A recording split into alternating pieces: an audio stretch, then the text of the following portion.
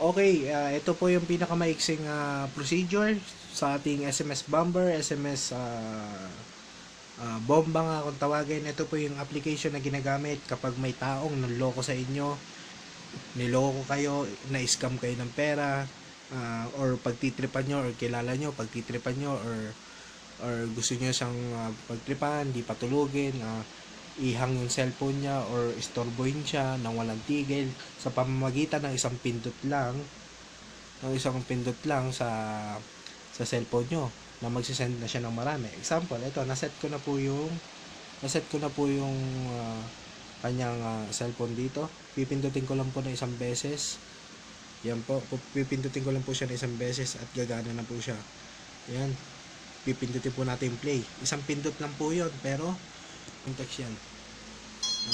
Medyo mabagal lang po yung mahina lang po yung signal, kaya medyo mabagal siya, pero mabilis yan. Ayan po, 13, yan, 15, 16, 17 hanggang 100. Pwede po siyang 5,000 iset nyo.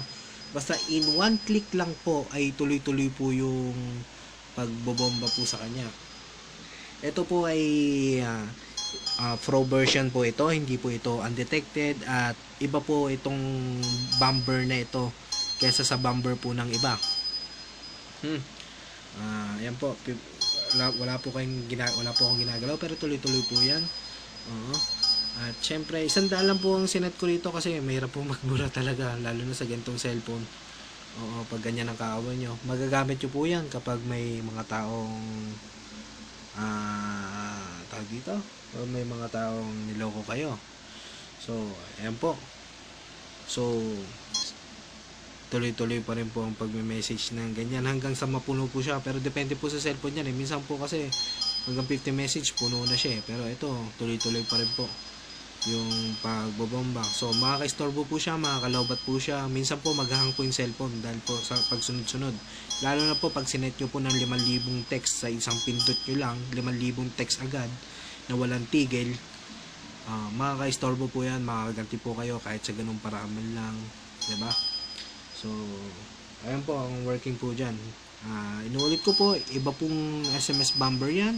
Kakaiba po yan kesa po sa ibang nagkalat dyan. At yung iba po may virus na detect pa ng iba, madali pang madetect. Ito po, undetected po yan. Kahit lifetime nyo po siya magamit, hindi po siya nangangain ng load. Basta unlimited po kayo, magagamit nyo po siya na maayos. So, yan, tuloy-tuloy po. Diba? Tuloy-tuloy lang po yung tunog niya. So, sensya na po, hindi po masyado maganda yung autofocus yung cellphone natin ginagamit. Pero tuloy-tuloy pa rin po siya. Hindi po natin mabase kung ilang message na, pero nasa 65 na siya may get. Ayan, nasa 65 siya. So, ayan. So, that's it. It's work. Sa isang pindot lang, rapid text na siya. Kahit ilan po iset nyo. Ano po? So, maraming po salamat. Enjoy. For more details, hindi ko na po hinabahan yung pagsasalita ako. For more details, nandyan na lang po, basahin nyo na lang po sa description natin. Thank you.